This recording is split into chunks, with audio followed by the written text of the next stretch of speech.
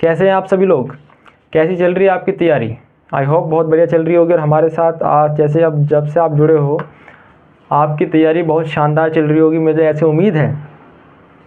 और आप कॉन्सेप्ट भी रिवाइज़ कर रहे होंगे, घर पर रिवीजन भी कर रहे होंगे, और साथ साथ फिजिक्स केमिस्ट्री पर भी ध्यान दे रहे होंगे। और थोड़ा थोड़ा कभी कभार इंग्लिश देख लिया, जनरल एप्टीट्यूड थोड़ा सा देख लिया है ना। चलिए शुरू करते हैं अपना पार्ट 2 ह्यूमन रिप्रोडक्शन का। चलिए शुरू करते हैं। सबसे पहले आज का कोट देखिए, ये ध्यान रखना हमेशा, आपको कभी दिक्कत नहीं होगी। एजुकेशन नेवर एंड्स, पढ़ाई कभी ख़त्म नहीं होती, नॉलेज कभी ख़त्म नहीं होगी। इसलिए आप ये मत सोचो मुझे परफेक्ट बनना है, पीएचडी होल्डर भी परफेक्ट नहीं है, आइंस्टीन भी परफेक्ट नहीं था। कुछ चीज़ें ऐसी है जो हमेशा छूट ही जाएंगी, तो परफेक्शन के पीछे नहीं भागना है।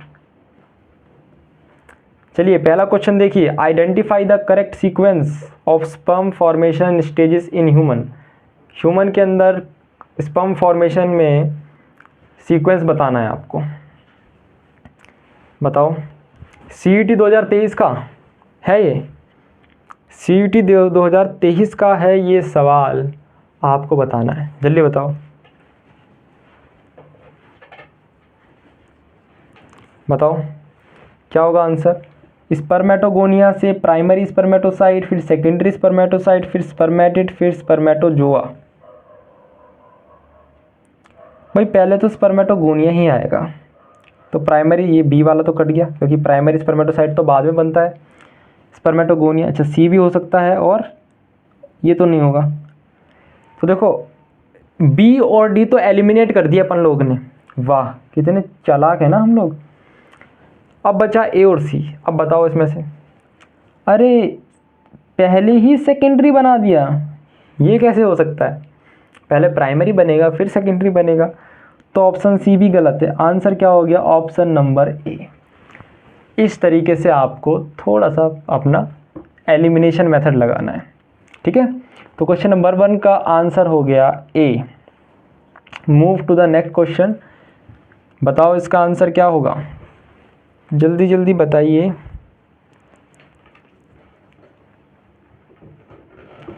बताइए इसका आंसर क्या होगा।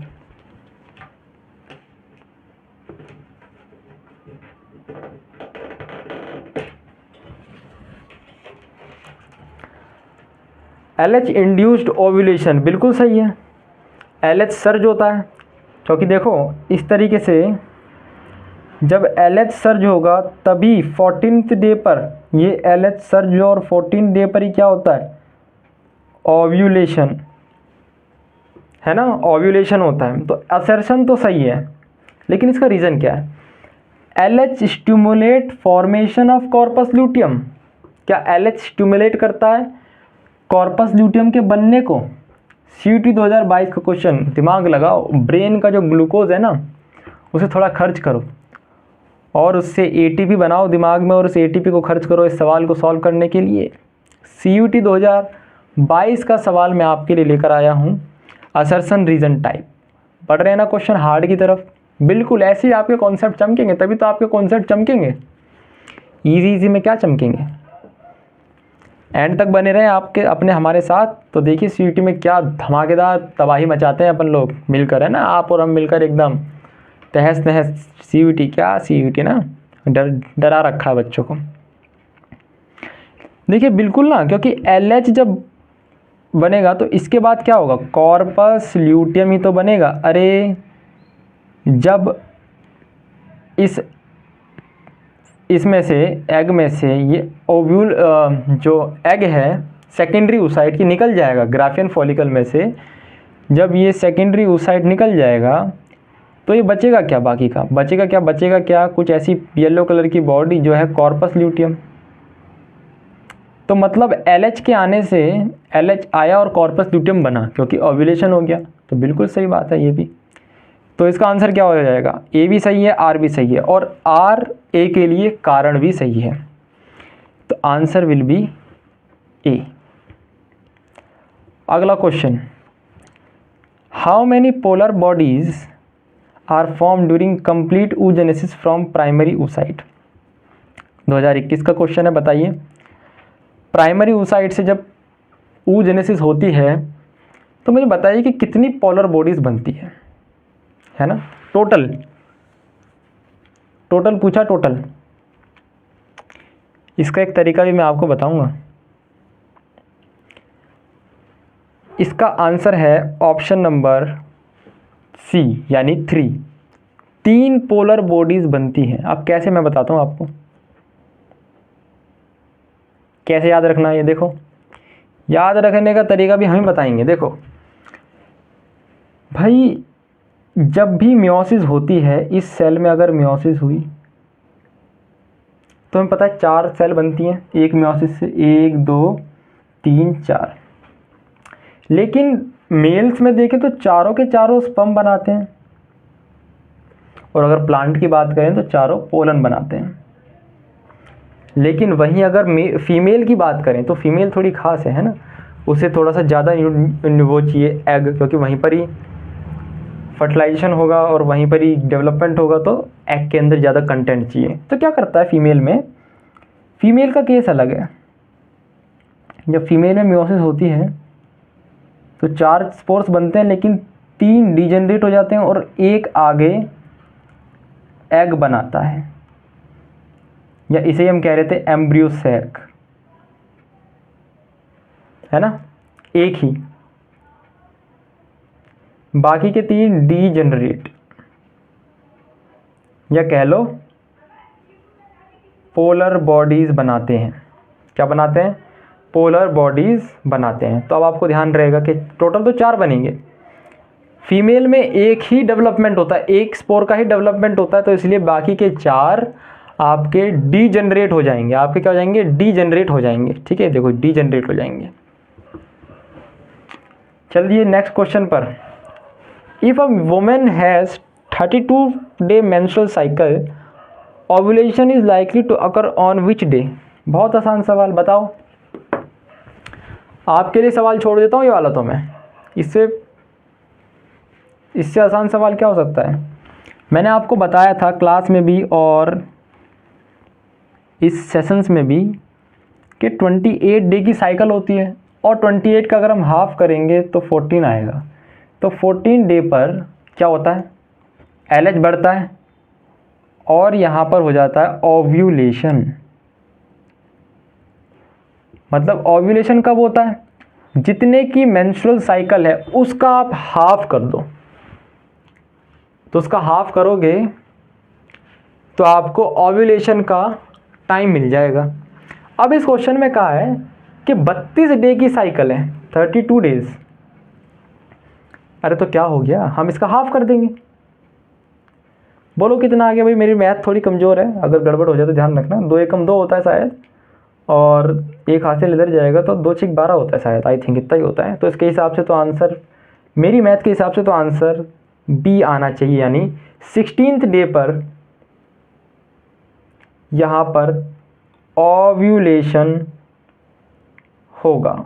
अगर ये साइकिल 32 दिन की है तो इस दिन ओव्यूलेशन होगा। तो 16th is the correct answer according to me. अब आप देखना आपकी मैथ कैसी है ना, मेरी मैथ थोड़ी वीक है तो हो सकता है आंसर गलत हो। तो क्वेश्चन नंबर 4 का आंसर बी, ठीक है, ठीक है, होगा। चलिए आगे बढ़ते हैं। Identify the correct match, CUET 2022 correct, सही मिलान करने हैं। वाह, क्या करना है आपको, सही मिलान। बताओ सही मिलान। क्या ampulla site of fertilization, site of implantation है? बिल्कुल नहीं। Isthmus middle narrow part of oviduct, middle narrow part isthmus may be, चलो देखते हैं, कोई बात नहीं। इनफंडिबुलम रिसीव ओवम, अरे वाह वाह वाह। सर्विक्स साइट ऑफ फर्टिलाइजेशन, गलत बात हो गया। इस्थमस बीच का नैरो पार्ट नहीं होता है। Infundibulum receive ovum, infundibulum receive थोड़ी करते हैं ओवम, वो तो फिमरे करते हैं। बताओ भाई, कमेंट सेक्शन में बताओ मुझे क्या आंसर लग रहा है आप लोगों को, बी या सी में से ही कुछ होगा, बी या सी में से। 2022 का क्वेश्चन है ये, बी या सी में से। क्वेश्चन नंबर 5 बताओ, बी या सी में से। देखो इस्थमस तो थोड़ा सा वो पार्ट होता है जो ओवरी से अटैच्ड होता है, सॉरी यूट्रस से। तो आई थिंक ये नहीं होना चाहिए, थोड़ा सा गड़बड़ है इसमें।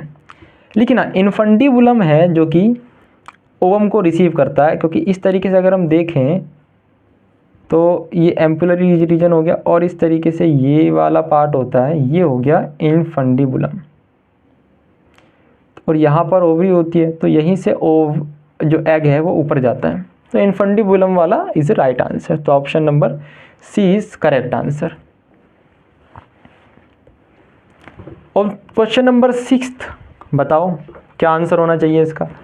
विच फेज, पढ़ के बताओ, 10 सेकंड का पॉज लो और बताओ। Which phase does endometrium show maximum thickness, किस फेज में एंडोमेट्रियम पर मैक्सिमम थिकनेस होती है, लाइनिंग उसकी थिक हो जाती है। मेंस्ट्रुअल फेज में क्यों होगा, इसमें तो ब्लीडिंग होती है, वो तो और कम होती है। ओव्यूलेटरी फेज में भी नहीं होता है, फॉलिकुलर फेज में भी नहीं, सिक्रीटरी फेज में सबसे ज़्यादा होता है, क्योंकि सिक्रीटरी फेज में तो एंडोमेट्रियम सिक्रीटरी बनती है, क्योंकि उसे वहाँ पर इम्प्लांटेशन करवाना है। The enzyme released by sperm to penetrate zona pellucida, रे वाह। देखो हमने पिछले सेशन में पढ़ा था कि एक्रोसोम स्पर्म में क्या होता है एंजाइम्स होते हैं। आज उस एंजाइम का नाम भी बता दो, है ना। देखो थोड़ा सा हार्ड टाइप आ गया, क्योंकि CUT 2021 का है, थोड़ा पहले का है, लेकिन हमें पढ़ना है ये भी। कौन सा एंजाइम होता है बताओ। देखो एक्रोसोम में होता है, किस में होता है, एक्रोसोम में। तो एक्रोसोम से कुछ नाम है जिसका नाम है एक्रोसिन। क्या नाम है, एक्रोसिन। तो आंसर हो गया ऑप्शन नंबर बी। ये थोड़ा याद करने वाला टाइप था, तो कोई बात नहीं, से आप याद कर लेना। NCERT में कुछ चीज़ें हैं जो छूट जाती हैं, लेकिन हम पढ़ा देते हैं ना। चलो क्वेश्चन नंबर 8 करके बताओ मुझे। प्रोजेस्टेरॉन मेंटेन्स प्रेगनेंसी, क्या ये सही आंसर है, क्या ये सही चीज़ है, सही कह रहा है क्या ये, क्या प्रोजेस्टेरॉन ही है जो प्रेगनेंसी मेंटेन करता है। सर आपने बताया था कि प्रोजेस्टेरॉन में P आ रहा है, हाँ याद आ रहा है, मैंने बताया तो था, और प्रेगनेंसी में भी P आ रहा है। हाँ हाँ भाई हाँ, तो यानी प्रोजेस्टेरॉन से प्रेगनेंसी आपने बताया था कि मेंटेन होती है, बिल्कुल सही जवाब। तो असर्शन तो हमारा तो सही कह रहा है, असर्शन तो मुझे लग रहा है कि सही कह रहा है। इसका कारण क्या है, कारण पढ़ते हैं, कारण दे रखा है, यानी रीजन दे रखा है, it prevent uterine contraction. Progesterone और यूट्राइन कॉन्ट्रैक्शन तो आपका कौन कराता है, ऑक्सीटोसिन। मायोमेट्रियम को क्या कराता है, पुश करवाता है। बताओ, तो प्रोजेस्टेरॉन तो नहीं करवाता ना ये चीज़, तो इसका आंसर ये भी सही है। क्योंकि देखो अगर प्रोजेस्टेरॉन मेंटेन कर रहा है प्रेगनेंसी, तो ऑब्वियसली बात है उसे यूट्राइन कॉन्ट्रैक्शन नहीं करवाना है। अगर यूट्राइन कॉन्ट्रैक्शन हो गया तो प्रेगनेंसी तो डिस्टर्ब हो गई। तो इसका ये सही रीज़न भी है।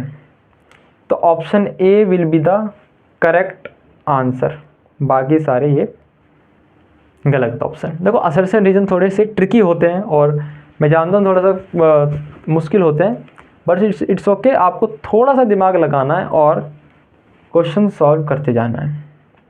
कुछ क्वेरी हो कमेंट सेक्शन में करें, अपना क्वेश्चन पूछे, कुछ गलत हुआ हो या कुछ आपको कॉन्सेप्ट समझ नहीं आया हो, तो हम बिल्कुल आपके कमेंट का रिप्लाई करेंगे। हमसे बिल्कुल कांटेक्ट करें बेझिझक। इफ़ 400, अब देखो न्यूमेरिकल्स वाला पार्ट आ गया, न्यूमेरिकल्स भी लेकर आया हूँ मैं, CUT 2023 में आया था ये। अगर 400 स्पर्मेटिड्स बन रहे हैं तो प्राइमरी स्पर्मेटोसाइट्स कितने होंगे बताओ। देखो सिंपल सा चीज़ है, एक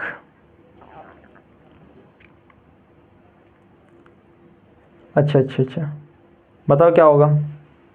स्पर्मेटिड्स बनने हैं इतने 400, यानी 400 प्रोडक्ट है, तो बोला कितने प्राइमरी स्पर्मेटोसाइट्स होंगे बताओ। प्राइमरी हमें पता है 1 से 4 बनते हैं, 1 से 4 बनते हैं, तो 400 कितने से बने होंगे, 1/4 से। और 1/4 इंटू 4 तो कितने हो गया 100। तो आंसर हो गया option number B. Question number 9 का option number B 100 primary spermatocyte चाहिए तब जाके 400 बनेंगे। ठीक है, बहुत इजी क्वेश्चन था ये तो। थोड़ा सा मैथ आना चाहिए, मेरा तो मैथ बहुत गंदा था इसलिए मैंने थोड़ा सा ऐसे कर दिया। देखो सही गलत आपको पता होगा, ये तो थोड़ा सा मैथ मेरा वीक है। आपका सही मैथ है तो आप मुझे कमेंट करके बताना क्या आंसर होगा। Capacitation of sperm occurs in, ये शायद पिछला भी सेशन में हमने करा था क्वेश्चन सेम, CUET 2022। कैपेसिटेशन कहाँ पर होता है स्पर्म का? टेस्टिस में नहीं होता, एपिडिडाइमस में नहीं होता, वास डिफरेंस में नहीं होता, हमने पढ़ा था फीमेल रिप्रोडक्टिव ट्रैक में होता है। भाई आप तैयारी कब करोगे? जब आपके पेपर आएंगे, उससे पहले तो आप पढ़ते नहीं हो। ह्यूमन नेचर है, जब तक डेडलाइन नहीं आए तब तक काम करने का मन नहीं करता। ऐसी स्पर्म्स का है, जब तक रेस में एंटर नहीं हो जाता तब तक अपने आप को तैयार ही नहीं करता। यही काम है। अगला question, which hormone is responsible for milk ejection reflex? अब आपको समझ आ रहा है, मैंने पिछले सेशन में जो आपका बेसिक क्लियर करवाया, जो इजी टू मॉडरेट मैंने आपको क्वेश्चन कराया है, वो इन hard question, hard to challenger question को सॉल्व करने में कितना काम आ रहा है। तब मैंने आपके कॉन्सेप्ट कितने क्लियर कराए थे, और वही एक एक चीज़ उस कॉन्सेप्ट को, उस वीडियो को जाके देखना आप लोग, आपको पता लगेगा मैंने कितने कॉन्सेप्ट आपके क्लियर करवा दिए। मिल्क इजेक्शन रिफ्लेक्स, प्रोलैक्टिन, क्यों? प्रोलैक्टिन तो प्रोडक्शन कराता है, FSH तो फॉलिकुलर का वो कराता है, फॉलिकुलर स्टिमुलेटिंग हार्मोन है ना, फॉलिकुलर डेवलपमेंट कराता है। एस्ट्रोजन तो एंडोमेट्रियम की थिकनिंग को कराता है। इसका आंसर हो जाएगा ऑक्सीटोसिन। ठीक है, ऑक्सीटोसिन क्या करता है? मिल्क इजेक्शन रिफ्लेक्स में काम आता है। तो क्वेश्चन नंबर 11 का B is the correct option. चलो question number 12, identify the stage at which meiosis to complete in human female, CUET 2023। देखो हमने पढ़ा था कि कई स्टेज होती हैं जिसमें ह्यूमन फीमेल में जो एग की डेवलपमेंट है वो कई बार अरेस्ट हो जाती है ना, बर्थ पर, फिर प्यूबर्टी से पहले, फिर प्यूबर्टी आने पर कंप्लीट हो जाती है। सॉरी, जब फर्टिलाइजेशन होता है, जब स्पर्म आता है तब कंप्लीट होती है पूरी डेवलपमेंट एग की। तो कह रहा है मियोसिस 2 कब कंप्लीट होती है?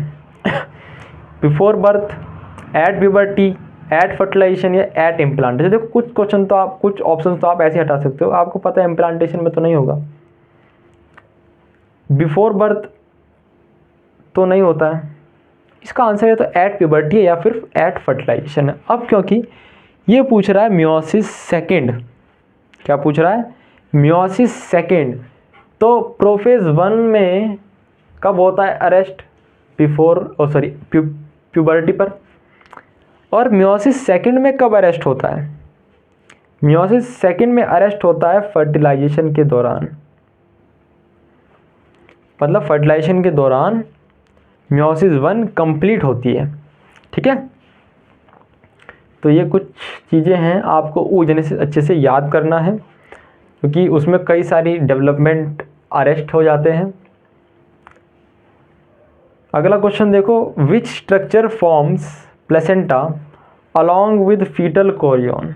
देखो ये मैंने बताया था आपको ना, पिछले सेशन में आपको पूरा डायग्राम बना के दिखाया था मैंने कुछ इस तरीके से कि ये एम्ब्रियो का पार्ट हो गया, ये क्या बना दिया मैंने, कि ये एम्ब्रियो का पार्ट हो गया, और फिर इस तरफ से फीमेल का पार्ट हो गया। ठीक है, ये हो गया प्लेसेंटा, इस लेयर का नाम और इस लेयर का नाम अगर आपको जानना है। और मैंने आपको बताई थी ये लेयर क्या होती है, ये लेयर क्या होती है, ये लेयर क्या होती है। ठीक है, एक्स्ट्रा एम्ब्रियोनिक लेयर क्या होती है, सब आपको बता रखा है मैंने पिछले सेशन में। तो जो पिछले सेशन नहीं देख के आए तो इस सेशन के बाद वो देख लेना, बहुत इंपॉर्टेंट। तो क्या होता है, हमने पढ़ा था भाई एंडोमेट्रियम होता है, मायोमेट्रियम नहीं होता, पेरीमेट्रियम तो नहीं होता, सर्विक्स तो नहीं होता। तो answer is B, question number 13 का B, B B B B, big B. चलो क्वेश्चन नंबर 14, जल्दी जल्दी 25 क्वेश्चन लेकर आया हूँ, 50 क्वेश्चन कंप्लीट हो जाएंगे ह्यूमन रिप्रोडक्शन का आप पेक का एकदम तैयार। क्वेश्चन नंबर 14 क्या कह रहा है? The part of sperm that contain enzyme for fertilisation.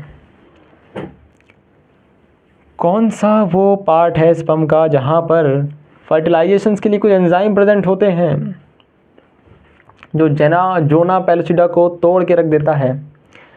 तो मुझे लग रहा है कि हमने ये भी पढ़ा था पिछले सेशन में कि तो हमने ये भी पढ़ा था नेक नहीं होता है, मिडल पीस नहीं होता है, टेल नहीं होता है, होता है हेड में भी क्या एक्रोजोम, जहाँ पर एंजाइम होता है एग्रोजिम। ठीक है, चलो अगला क्वेश्चन। बहुत इजी चीज़ें हो रही हैं क्योंकि हमने पार्ट 1 अगर आपने देखा होगा तो इन सवालों के जवाब तो आप हंसते हंसते गाते गाते देख रहे होंगे, खाना खाते खाते दे रहे होंगे। बिल्कुल ऐसी पढ़ाई होनी चाहिए, बिल्कुल धमाकेदार। CUET 2023 का क्वेश्चन है, डराने के लिए आ गया। चलो क्या कह रहा है समझते हैं। इनकरेक्ट।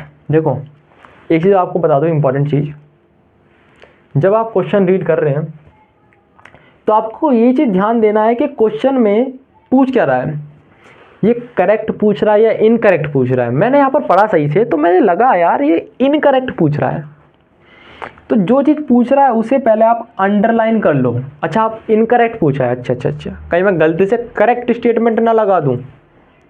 किसके बारे में पूछा है? ह्यूमन प्रेगनेंसी के बारे में।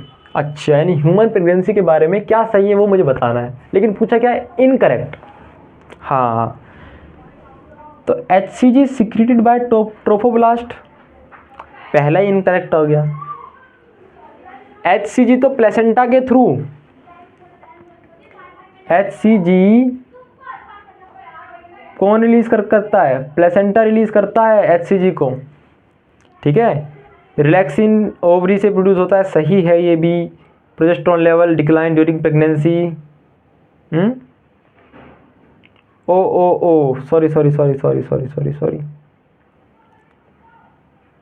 सॉरी देखो HCG सिक्रीट बाय ट्रोफोब्लास्ट। और मैंने आपको पिछले सेशन में ये बताया था कि जो प्लेसेंटा है, प्लेसेंटा को कौन बनाता है? ट्रोफोब्लास्ट ही बनाता है। तो प्लेसेंटा और ट्रोफोब्लास्ट एक ही बात है, तो ये आंसर नहीं होगा क्योंकि ये तो सही जवाब है। Relaxin is produced by ovary. अच्छा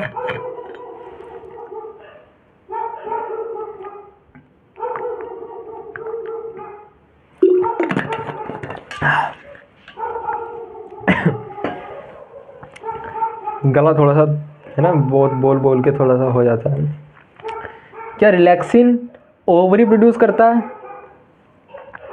यानी ओवरी से प्रोड्यूस होता है क्या रिलैक्सिन?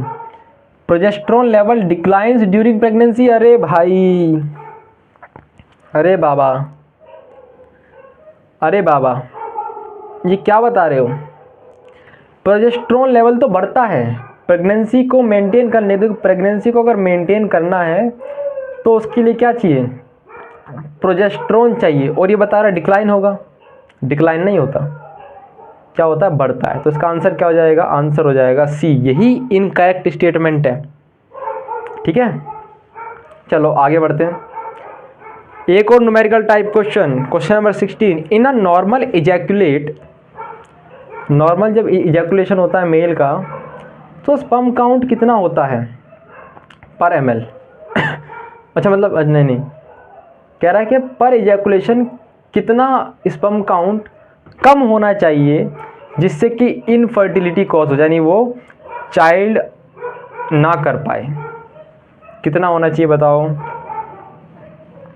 5 मिलियन, 10 मिलियन, 15 मिलियन या फिर 20 मिलियन? बताओ कितने मिलियन? इसका आंसर है 15 मिलियन। यदि 15 मिलियन से कम स्पर्म काउंट होगा पर इजैकुलेशन तो वो बच्चा पैदा नहीं कर पाएगा, मेल, इनफर्टिलिटी कॉज हो जाएगी। ठीक है, अगला क्वेश्चन CUET 2023 में पूछा था which of the following prevent polyspermy. Polyspermy मतलब क्या है? हम चाहते हैं, एग चाहता है कि एक स्पर्म आकर ही फर्टिलाइजेशन करे, लेकिन उसे रोकने के लिए क्या क्या तरीके अपनाए जाते हैं? उस प्रोसेस को कहते हैं ब्लॉक टू पॉलीस्पर्मी, यानी पॉलीस्पर्मी को ब्लॉक कर देना। क्या क्या करा जाता है? एक्टोजोम रिएक्शन करी जाती है क्या? कॉर्टिकल रिएक्शन, कैपेसिटेशन, क्लीवेज, बताओ। बहुत आसान सवाल है। देखो एक्टोजोम रिएक्शन तो फर्टिलाइजेशन के लिए करा जाता है ताकि फर्टिलाइजेशन हो, तो इससे रुकेगी थोड़ी। कॉर्टिकल रिएक्शन मे बी, इस पर डॉट लगा लेते हैं, नहीं पता जब कंफर्म मत रहो, पहले एलिमिनेट करो। क्लीवेज से कहाँ हो जाएगा भाई? क्लीवेज से कुछ आपको लग रहा है हो पाएगा? और कैपेसिटेशन से भी कहाँ हो जाएगा? हमने तो पढ़ा था भाई कैपेसिटेशन मतलब फर्टिलाइजेशन के लिए तैयार होना, तो हमने पढ़ा है कॉर्टिकल रिएक्शन बिल्कुल सही आंसर है, क्योंकि आपने देखा होगा एग के अंदर कॉर्टिकल ग्रैन्यूल्स होते हैं, है ना, कॉर्टिकल ग्रैन्यूल्स। ये क्या करते हैं? कॉर्टिकल रिएक्शन करते हैं, जिससे कि जो कोरोना रेडिएटा है वो हार्ड हो जाती है, और जिससे कि अंदर और स्पर्म नहीं आ पाते, तो इसका सही आंसर है the Graafian follicle release. Graafian follicle कौन सा हार्मोन रिलीज कर, क्या रिलीज करता है? ये भी मैंने आपको बताया है। अरे वाह, बहुत आसान भाई।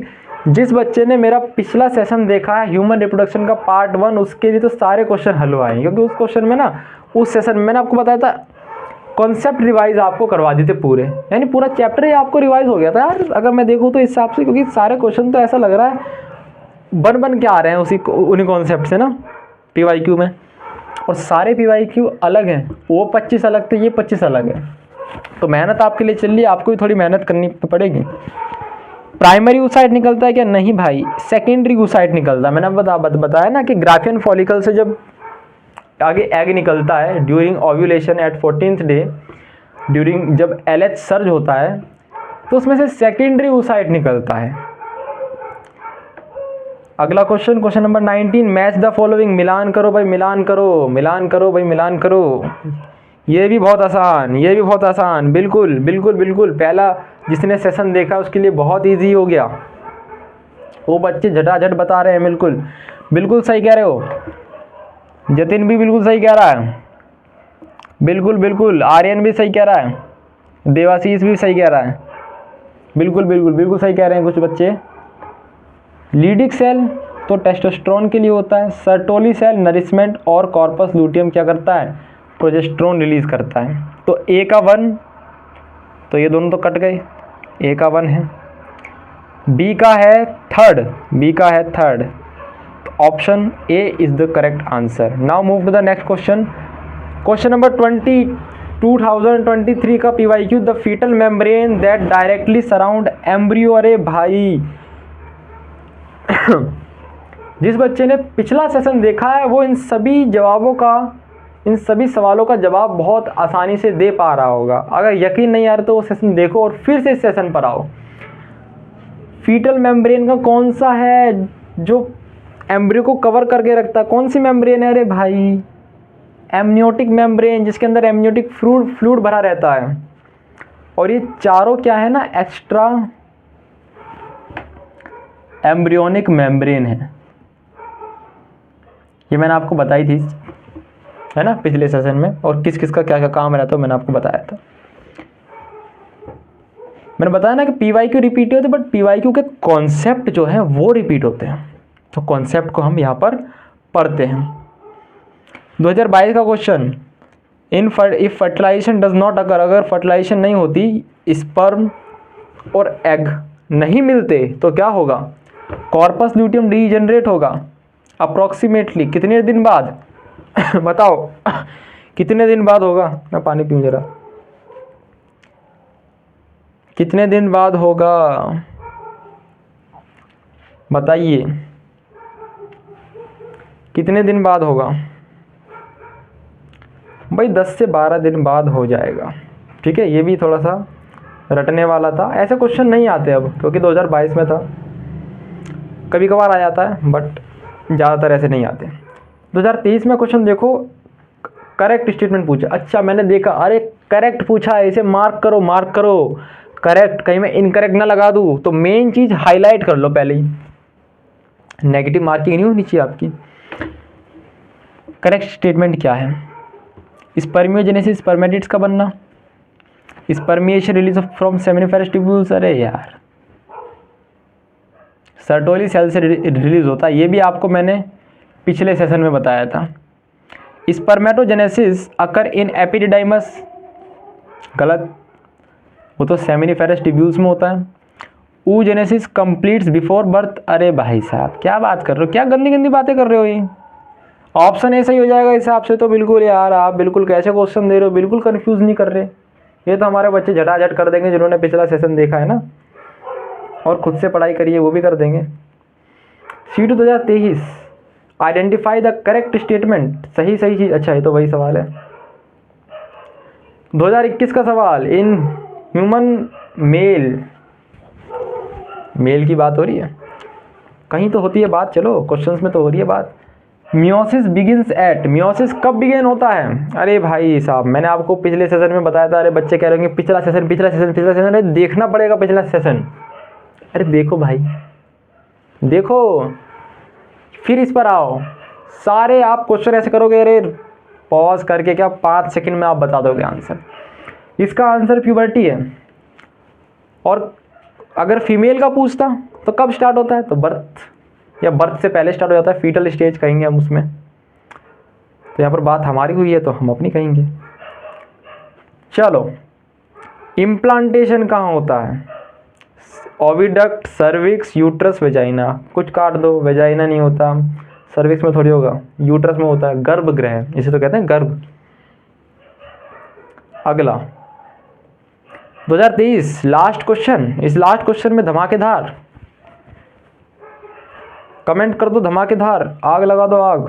फर्टिलाइजेशन के बाद के सीक्वेंस, फर्टिलाइजेशन के बाद क्या होता है? यानी कह रहा है जाइगोट बन गया, आगे क्या बनेगा? आगे में पता है मोरुला बनता है, फिर ब्लास्टुला बनता है, फिर इम्प्लांटेशन होती है। ये हमने पढ़ा था सीक्वेंस। तो कहाँ बैठ रहा है सही sequence? Zygote, morula, blastula. Option number 2, answer B is the correct answer. तो ये हो गया क्वेश्चन नंबर 25 और ह्यूमन रिप्रोडक्शन आपका ख़त्म हुआ। ठीक है, तो ह्यूमन रिप्रोडक्शन आपका ख़त्म हुआ। थैंक यू फॉर लर्निंग आपका हमसे। तो यहाँ पर हमारा चैप्टर होता है ख़त्म। पार्ट 1 भी हो गया, पार्ट 2 भी हो गया। 25 क्वेश्चन, 50 क्वेश्चन हो गए, कॉन्सेप्ट भी रिवाइज हो गए। CUET के लिए एकदम दमदार तैयारी हो चुकी है आपकी इन 2 चैप्टर्स की। अब तीसरा चैप्टर हम आपके लिए लेकर आएंगे। तब तक के लिए चैनल को सब्सक्राइब कर लो, लाइक कर लो, और अपने दोस्तों के लिए, प्यारे प्यारे दोस्तों को ये वीडियोस भेज दो ताकि उनका भी कुछ भला हो जाए, है ना। चलिए मिलते हैं नेक्स्ट सेशन में चैप्टर नंबर 3 रिप्रोडक्टिव हेल्थ के साथ। तब तक के लिए मेरा आपको बहुत बढ़िया वाला टाटा। क्या कह रहे हो? सलाम। चलो सलाम, ठीक है। मिलते हैं नेक्स्ट सेशन में बच्चा। Okay, happy learning to all.